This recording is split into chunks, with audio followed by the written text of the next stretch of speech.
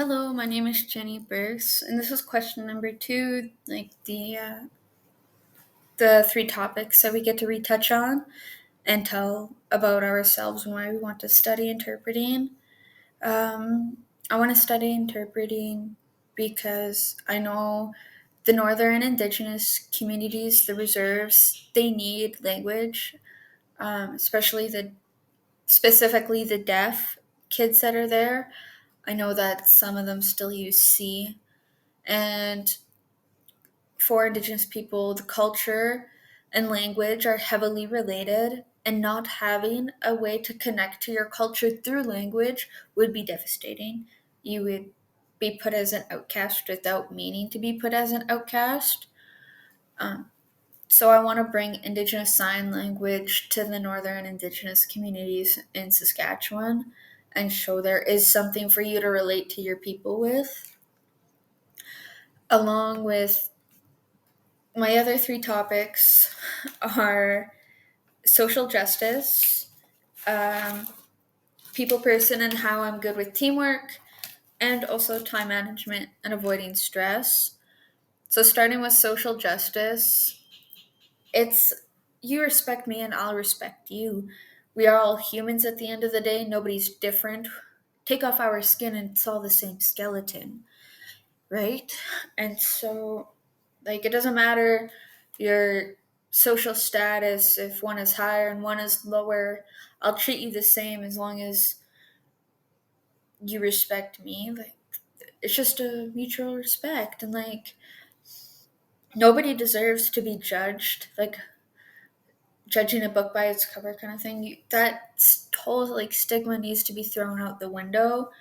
And, like, just because of how somebody looks, doesn't mean you should think that they are lower than you. Everybody is the same and we're all human beings. Me being a people person and teamwork, I've done multiple performances and speeches. I've I'm a very straightforward person. If there's conflict in a work situation, I want to resolve it because everybody can feel the tension. It makes everybody uncomfortable. And with teamwork comes constructive criticism and feedback, which I think is very important, something that I want every day. And if you notice, like specifically with my signing, I tell like my friends or my roommates, my deaf roommates, like if I'm signing something wrong or it seems awkward, tell me because I want to know so I can improve myself. Time management and avoiding stress. Avoiding stress is something that is hard to do because everybody's life is stressful at some point. You can't really avoid it. You just need to learn how to work with it. Like especially if something comes out of left field at you can't just like shut down and be stressed out. You need to keep trekking through with things. And like with time management, I'm one that tries to plan out every minute of my day for the week, but that doesn't always go according to plan, right? Like I might need to get called into work, or oh, there's a deaf event that I want to go to that I didn't know about the other day and it's happening tomorrow. For myself with stress management, I like to go outside on sunny days and I like to meditate or have a walk. Sadly, I do get distracted easily.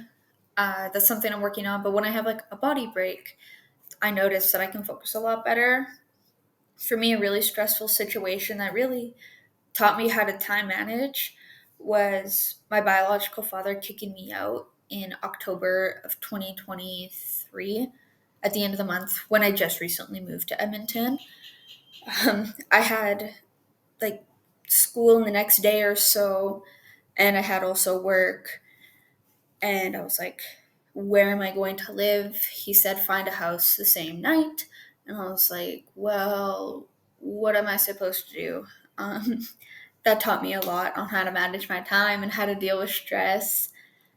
And like, it's just about being okay that everything's not going to go to plan and accepting that change will happen, whether it's stressful or it's not stressful, and just tweaking your schedule to accommodate for that and take when you are stressed out, having your me time. For me, that's being outside and just kind of taking a moment for yourself and realizing that it will be okay once you get through this tough spot.